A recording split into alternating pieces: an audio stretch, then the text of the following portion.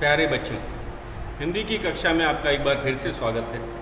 जैसा कि आप जानते ही हैं, आज हम अपने पाठ 7 के शब्दार्थ और मुहावरों को अर्थ सहित लिखेंगे। तो शुरुआत हम करेंगे शब्दार्थ से। तो पहला शब्द है आनंद। हमारा शब्दार्थ का पहला शब्द है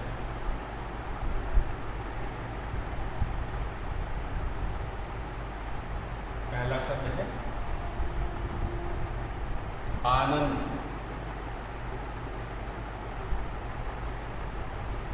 आनंद का अर्थ है खुशी और प्रसन्नता। खुशी,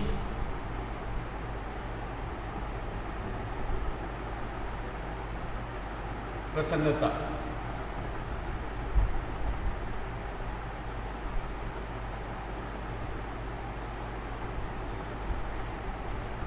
तो खुशी, आनंद, ये मन के भाव हैं। आपको पता ही है, सलोनी अपनी माँ की बड़ी मदद करती थी। तो पाठ के अनुसार जब वह स्कूल से लौटती थी तो वह माँ की मदद करती थी। उसकी माँ मूर्तियाँ बनाती थी। सलोनी को मूर्तियों को रंगने में बड़ा मज़ा आता। तो जैसे बहुत से बच्चों को रंग करने में, ड्राइंग बनाने में मज़ा आता है, तो उसी तरह सलोनी को भी माँ की वह माँ की जो बनाई गई मूर्ति होती थी, मिट्टी की होती थी, उनको रंग देती थी अलग अलग रंगों से। उसे बड़ा मज़ा आता था, बड़ा आनंद आता था। तो यही शब्द दिया गया है। आनंद का मतलब खुशी होती थी। जो स्वयं करने की इच्छा हो वो चीज़ हमें आनंद देती है। तो जैसे बच्चों को घूमना बहुत घूमने में आनंद आता है, खेलने में आनंद आता है, उसी तरह खुशी को हम कहेंगे। किसकी बात कर रहे हैं? सलोनी की बात कर रहे हैं। तो सलोनी को मूर्तियों को रंगने में बड़ा आनंद आता था, खुशी होती थी, मज़ा आता था। तो आनंद का अर्थ है खुशी, प्रसन्नता, मज़ा हम कह सकते हैं। तो ये सब। ये अगला है, दूसरा शब्द है दस्तकार। दूसरा शब्द है दस्तकार।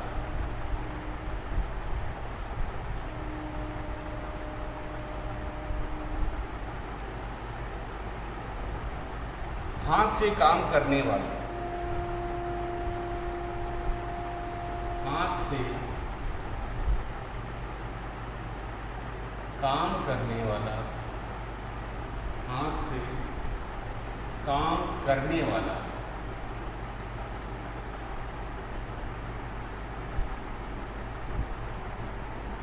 तो जैसा कि हमें पाठ में बताया गया है, सलोनी के गांव में अधिकतर लोग कारीगर थे या दस्तकार थे। तो कारीगर और दस्तकार हाथ से काम करते हैं। खासकर दस्तकार जो है ये सजावटी चीज़ें बनाते हैं, जैसे कि मिट्टी के बर्तन, मिट्टी के खिलौने, लकड़ी के खिलौने और सजावटी जो सामान होता है, बांस की अलग अलग दरियाँ होता है, और क्या है, कालीन, वो सब हाथ से बनाया जाता है। तो हाथ से जो काम किए जाते हैं, जो और हाथ से काम करने वाले को दस्तकार कहा जाता है। दस्तकार। जैसे कि हमने खुद देखा, सलोनी मूर्तियों को बनाते, मूर्तियों को रंगने का काम करते। तो मूर्तियों के आँख बनाना होता था, आँख वो हाथ से ही बनाया जा सकता है, उसमें मशीनों का प्रयोग नहीं किया जा सकता। तो हाथ से कैसे जो छोटे छोटे काम होते हैं, सजावटी जो चीज़ें होती हैं, आपने देखा, वो हाथ से ही बनाई जा सकती है। उसके लिए मशीन का प्रयोग नहीं किया जाता। तो गांव में दस्तकार वे लोग होते हैं जो सजावटी सामान बनाते हैं, और वे उसके लिए अपने हाथ का प्रयोग करते हैं, मशीनों का प्रयोग नहीं किया जाता। तो दस्तकार वे लोग होते हैं जो हाथ से काम करने वाले होते हैं। कारीगर आपने देखा होगा, ये सब हाथ का ज़्यादा प्रयोग करते हैं और तरह तरह की चीज़ें बनाते हैं। स्पष्ट का है, तीसरा शब्द हमारा है स्पष्ट।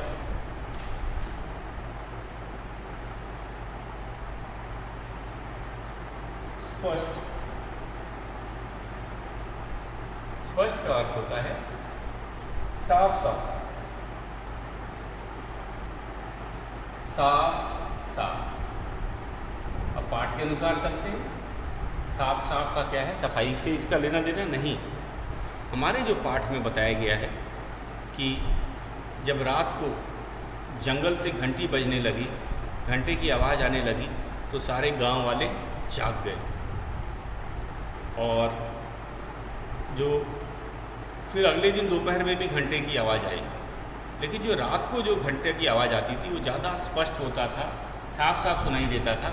इसका कारण आपको खुद पता है कि भाई रात को तो हर जगह सन्नाटा रहता है, कहीं कोई काम नहीं करता, कहीं से कोई आवाज़ नहीं आती, तो जो रात को जो घंटा बजता था उसकी आवाज़ साफ साफ रात को सुनाई देती थी। दिन में आवाज़ उतनी साफ नहीं सुनाई देती थी। कारण क्या था कि भाई गांव में दस्तकार और कारीगर रहते थे, वो अपना औजारों से शायद कुछ बनाते हों तो आवाज़ नहीं आती। दिन में ऐसे भी लोगों के बोलचाल शोर के कारण आवाज़ जो है दब जाती। तो यही इस पाठ में बताया गया कि रात को जो है जो घंटे बजते थे तो उसकी आवाज़ दूर तक जाती थी और साफ सुनाई देती थी। तो स्पष्ट का अर्थ है यहाँ पे साफ साफ सुनाई देना। पाठ के अनुसार अगर बोला जाए तो हम कहेंगे साफ साफ सुनाई देना। तो रात के समय आवाज़ स्पष्ट सुनाई देती थी, लेकिन दिन के समय आवाज़ उतनी स्पष्ट सुनाई नहीं देती थी। तो स्पष्ट का अर्थ है साफ साफ। हमारा अगला शब्द है विश्वास। चौथा है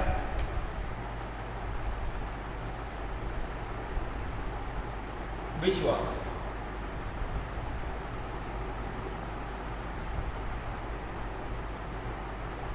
विश्वास, यकीन,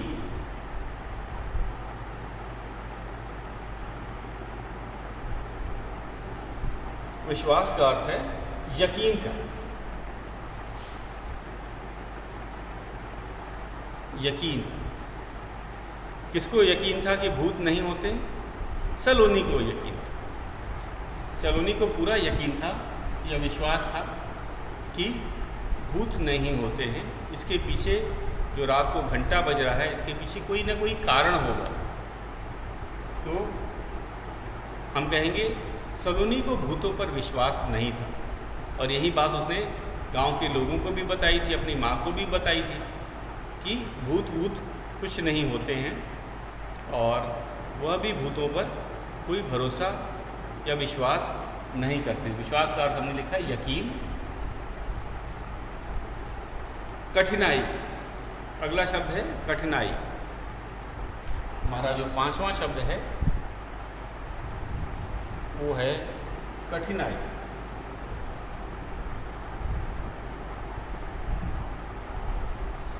कठिनाई, कठिनाई का अर्थ है मुश्किल। कठिनाई का अर्थ है मुश्किल।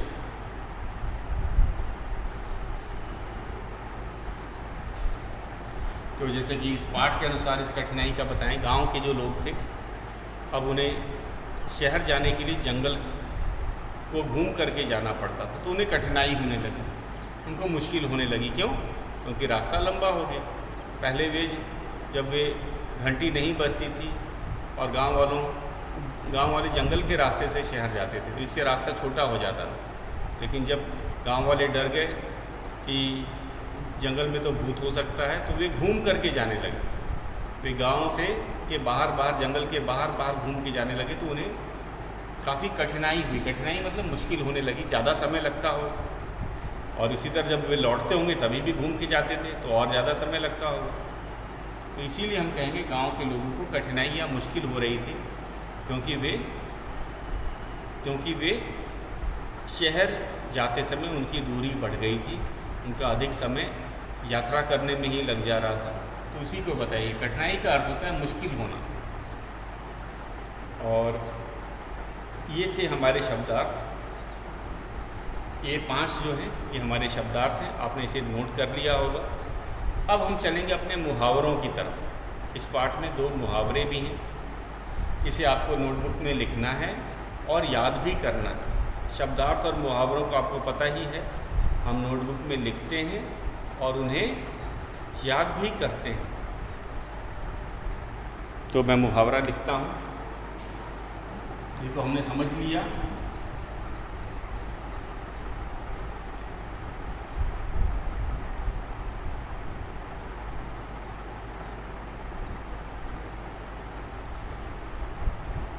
दूसरा है मुहावरा। शब्दार्थ हमने लिखा मुहावरे, एक से अधिक है तो बहुवचन मुहावरे होता है, मुहावरे।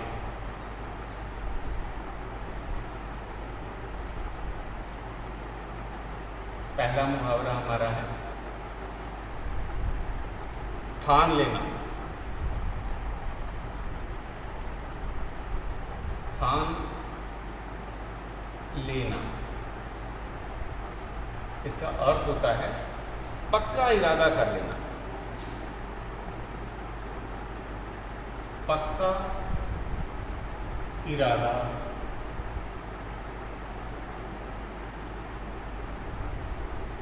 कर लेना।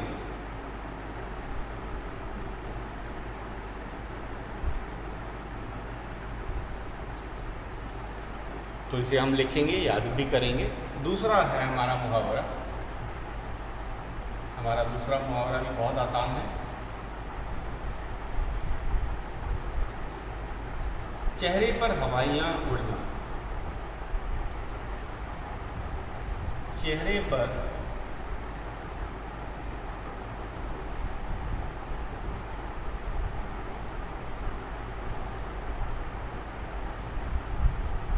हवाइयाँ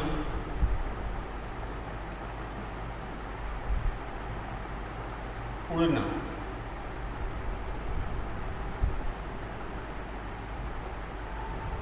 और इसका अर्थ है घबरा जाना। घबरा जाना। जरा इसे समझ लेते हैं, मुहावरे क्या होते हैं आपको पता ही है।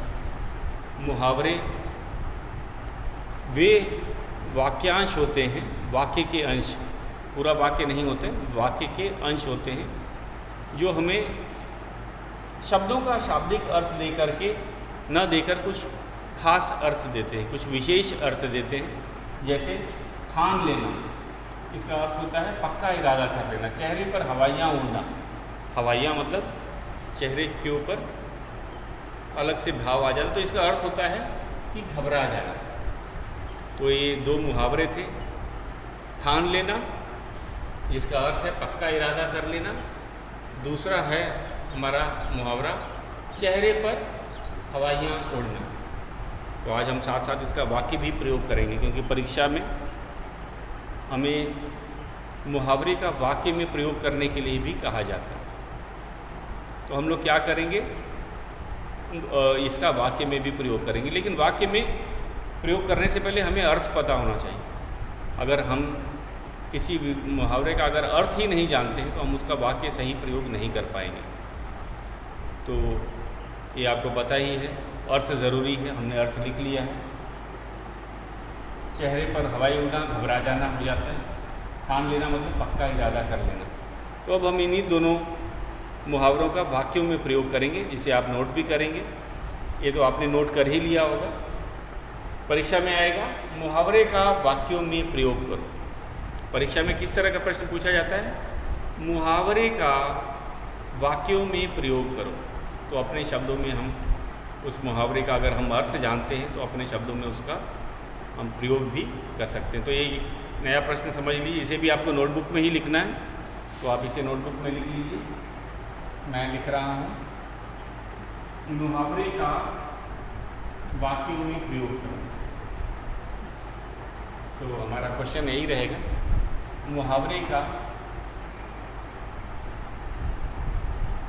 वाक्य में प्रयोग करें। प्रयोग करें। मुहावरे का वाक्यों में प्रयोग करें। तो पहला मुहावरा ठान लेना। अब इसका अर्थ हम जानते ही हैं, ठान लेने का है कि पक्का इरादा कर लेना। हम ऐसा अपने शब्दों में कुछ बना लेंगे, जैसे मैंने ठान लिया है कि मैं दौड़ में प्रथम आऊँगा। मैंने ठान लिया है, पक्का इरादा कर लिया है इसका। तो पक्का इरादा का वाक्य नहीं बनाएंगे, वाक्य बनाएंगे हम ठान लेने का। कुछ बच्चे क्या करते हैं, मुहावरे का अर्थ का वाक्य बना देते हैं, जो कि गलत है। हमें मुहावरे का वाक्य में प्रयोग करना है, न कि मुहावरे के अर्थ का वाक्य में प्रयोग करना है। इसका बहुत ध्यान देना है, ठान लेना है। मैंने ठान लिया है कि मैं इस बार कक्षा में प्रथम आऊँगा, तो पक्का इरादा कर लेना है। अर्थ वही है, अर्थ में कोई चेंज नहीं है। तो मैंने ठान लिया है कि मैं दौड़ में प्रथम आऊँगा, तो इस तरह से एक छोटा वाक्य बना देते हैं। मैंने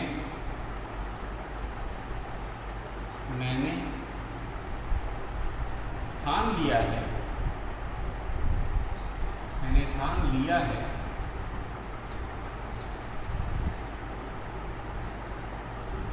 कि मैं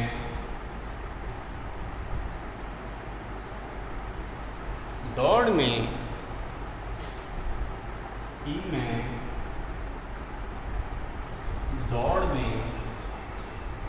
या दौड़ प्रतियोगिता में या दौड़ में प्रथम आऊँगा, आऊँगी, आप अपने अनुसार लिख सकते हो। प्रथम आऊँगा,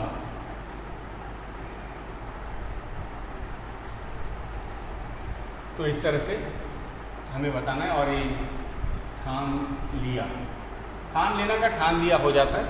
तो वाक्य के अनुसार जो हम कहेंगे, वाक्य के क्रिया के अनुसार मुहावरे में भी चेंज आ जाता है, परिवर्तन आ जाता है कि जो सामान्य है उसे गलत नहीं हो जाता। जैसे यहाँ पे लिखा है ठान लेना और हमने वाक्य बनाया ठान लिया, तो ये सही है। अब देखेंगे कि हमें ये जो मुहावरे का वाक्य में प्रयोग करते समय ये परिवर्तन आ सकता है क्रिया के अनुसार। तो वाक्य के क्रिया के अनुसार मुहावरे में इतना परिवर्तन आएगा और ये सही है, ये गलत नहीं बोलेंगे इसे। अगला है हमारा दूसरा, चेहरे पर हवाइयाँ उड़ना।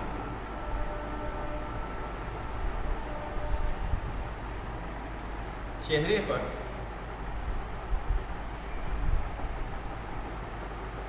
पर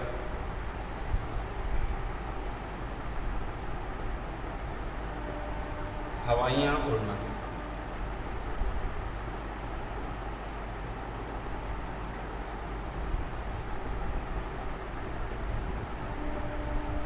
उड़ना, ये हमारा मुहावरा है, आपको पता ही है। चेहरे पर हवाइयाँ उड़ना, अर्थ है घबरा जाना। अर्थ आपको पता ही है, घबरा जाना। वो सांप को देखकर बच्चों के चेहरे पर हवाइयाँ उड़ने लगी, मतलब बच्चे घबरा गए। इस तरह से वाक्य। पुलिस को देखकर चोर के चेहरे पर हवाइयाँ उड़ने लगी, मतलब चोर घबरा गया। तो इस तरह के आप कोई भी वाक्य बना सकते हैं। सांप को देखकर, सांप को घर में देखकर, सांप को घर में देखकर, घर में देखकर, घर में देखकर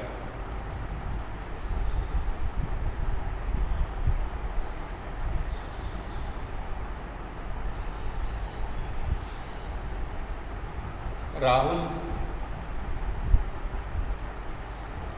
के चेहरे पर हवाइयाँ उड़ने लगी।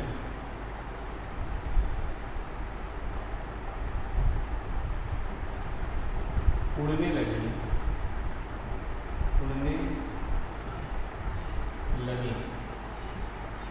उड़ गया। तो इस तरह से आप इसे नोट कर लेंगे, बहुत आसान है।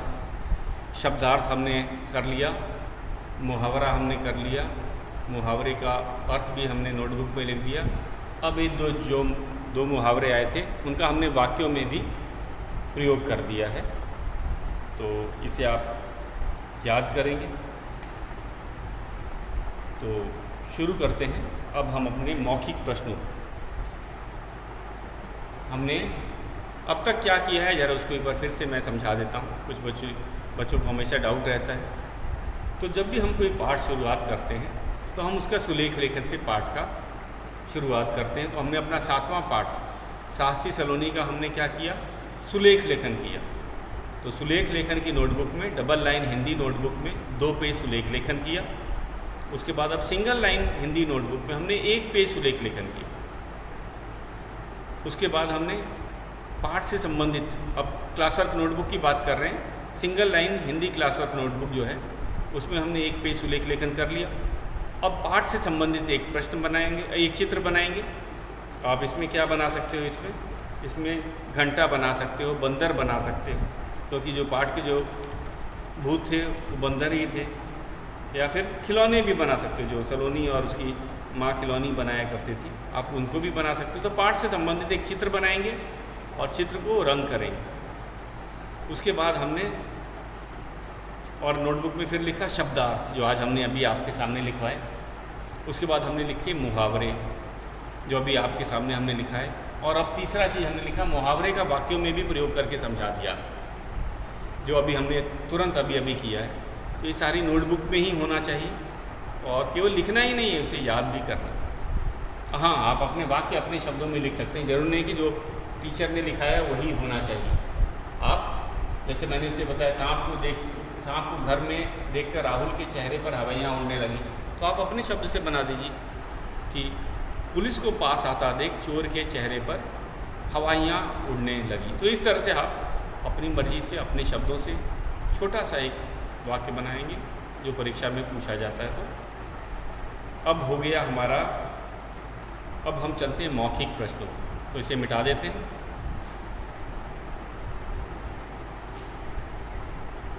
और मौखिक प्रश्न मौखिक रूप से ही होगा, इसके लिए तो हम तैयार नहीं हैं।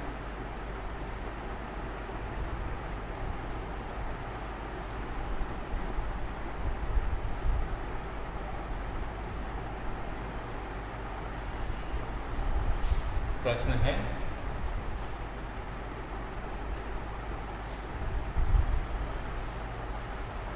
मौखिक प्रश्न। मौखिक का पहला भाग, इसमें प्रश्न लिखे जाएंगे।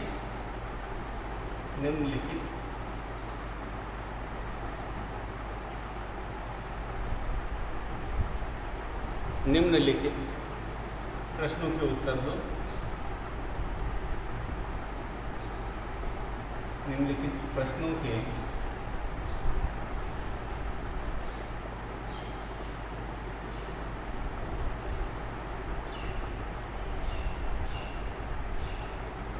उत्तर दो।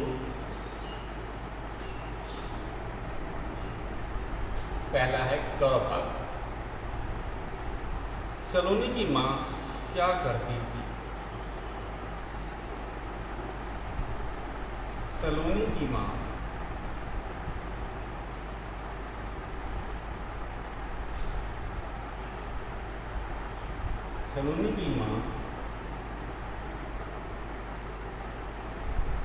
क्या करती थी? क्या करती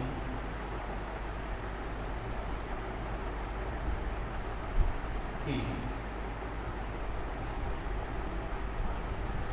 हाँ, तो काम, सलोनी की माँ का क्या काम था, क्या पेशा था, वो हमें बताना है। तो हम जानते हैं सलोनी की माँ मिट्टी के बर्तन बनाती थी और मिट्टी के खिलौने। तो हम इसे एक वाक्य में छोटा ही लिखेंगे, जितना हमसे पूछा जाएगा। इस प्रश्न को ज़रा पढ़ो। सलोनी की माँ क्या करती थी? सलोनी की माँ का काम पूछा गया है। तो आपने देखा, इसमें सलोनी के माँ का काम पूछा गया है, तो हम लोग भी यही बताएंगे कि सलोनी की माँ मिट्टी के बर्तन और मूर्तियाँ बनाती थी, यही काम था उसका। तो सलोनी की माँ का काम हम जानते हैं कि उसकी माँ मिट्टी के बर्तन बनाती थी और मिट्टी की मूर्तियाँ, और यही जो मिट्टी की मूर्तियों को वो बेच करके अपना परिवार, अपना जो खर्च था वो चलाते थे। तो हमें सलोनी की माँ का काम बताना है, तो हम यही लिखेंगे एक वाक्य में ही लिखेंगे, सलोनी की माँ क्या करती थी। हम लिखेंगे सलोनी की माँ मिट्टी के बर्तन और मूर्तियाँ बनाती थी। तो सलोनी की माँ मिट्टी के बर्तन और मूर्तियाँ बनाती थी। या हम ये भी लिख सकते हैं, सलोनी की माँ मिट्टी के बर्तन और मूर्तियाँ बनाती थी। दूसरा प्रश्न है हमारा, सलोनी माँ की क्या मदद करती थी। मदद करने के बारे में क्या कौन सा काम करती थी, तो लिखेंगे ख, सलोनी माँ की सलोनी माँ की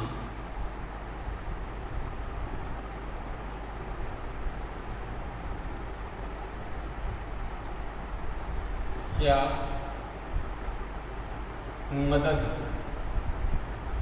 मदद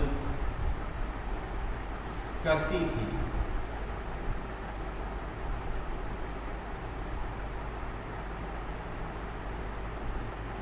सलोनी माँ की क्या मदद करती थी, तो हमें मदद के बारे में लिखना है कि सलोनी अपनी माँ की क्या मदद करती थी। जब वो स्कूल से आती थी तो अपनी माँ की अवश्य मदद करती थी। कैसे मदद करती थी, वह जो उसकी माँ मिट्टी की मूर्तियाँ बनाती थी, और मिट्टी की मूर्तियों आकर्षक नहीं लगेंगी अगर उसमें रंग नहीं किया जाए, नहीं तो मिट्टी का ही रंग दिखेगा। खासकर उनकी जो आँखें, उनका जो कपड़ा होता है वो अलग अलग चमकीले रंगों से बनाया जाता है। तो सलोनी मूर्तियों को रंगने का काम करती थी। मेरे ख्याल से उसे रंगने में भी आनंद आता था, तो पाठ में लिखा ही गया है, उसको रंगने में मज़ा आता था, आनंद आता था। तो शायद वो मूर्तियों की आँख बनाती होंगी, वो मूर्तियों के जो अलग अलग परिधान होते, कपड़े होते हैं ना, उसको रंग अलग अलग रंगों से रंगती होगी, क्योंकि बिना रंगे तो मूर्तियाँ आकर्षक नहीं लगेंगी। तो ये एक तरह से अपने उसके दोनों काम हो जाते थे, एक तो माँ की मदद हो जाती थी और सलोनी को भी अच्छा लगता था मूर्तियों को रंगने में। तो हमारा प्रश्न देख लीजिए एक बार सलोनी माँ की क्या मदद करती थी। तो हमें सलोनी की मदद के बारे में बताना है, ये नहीं बताना है कि उसको आनंद आता था, मज़ा आता था। तो लिखेंगे सलोनी माँ की बनाई मूर्तियों को रंग करके उनकी मदद करती थी। सलोनी माँ की बनाई मूर्तियों को रंग भर के माँ की मदद करती थी। या फिर ऐसे भी लिख सकते हैं, सलोनी मूर्तियों को रंग कर माँ की मदद करती थी। हम छोटा वाक्य होना चाहिए जितना पूछा जाता है। तो हम लिखेंगे सलोनी माँ की बनाई मूर्तियों को रंग कर मदद करती थी। या फिर ये भी लिख सकते हैं, सलोनी मूर्ति रंग कर माँ की मदद करती थी। ये ज़्यादा अच्छा लग रहा है कि सलोनी मूर्तियों को रंग कर माँ की मदद करती थी। अगर सलोनी नहीं रंग करती तो माँ को ही रंगना पड़ता। तो हमने सलोनी का जो मदद बताया माँ के लिए वो बताना है। तो सलोनी माँ की क्या मदद करती थी, हम कहेंगे सलोनी मूर्तियाँ रंग कर माँ की मदद करती थी। देखो कितना छोटा एक वाक्य में आ गया कि सलोनी मूर्तियाँ रंग कर अपने माँ की मदद करती थी। तो ये हमारा दूसरा मौखिक भी हो गया। तो आप इस तरह मौखिक प्रश्नों को लगातार उसका अभ्यास करते रहेंगे, और ख़ासकर जब परीक्षा में लिखने को आएगा तो आप केवल जितना पूछा जाए सटीक उत्तर देंगे, ज़्यादा बड़ा करके नहीं देंगे, जितना पूछा जाएगा। जैसे इसमें सलोनी माँ की क्या मदद करती थी, हमने बड़े छोटे में बताया सलोनी मूर्तियाँ रंग कर, सलोनी मिट्टी की मूर्तियाँ रंग कर माँ की मदद करती थी। ऐसे भी हम लिख सकते हैं, सलोनी मिट्टी की मूर्तियाँ रंग कर माँ की मदद करती थी।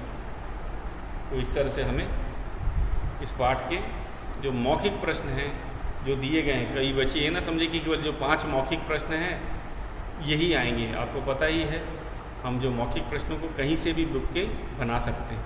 तो हम पूरी तरह से पाठ पढ़ेंगे, समझेंगे, तभी हम जो दिए गए मौखिक प्रश्नों को कर पाएंगे। तो बच्चों आज के लिए इतना ही। शेष हम जो 3 और मौखिक प्रश्न हैं उन्हें कल करेंगे।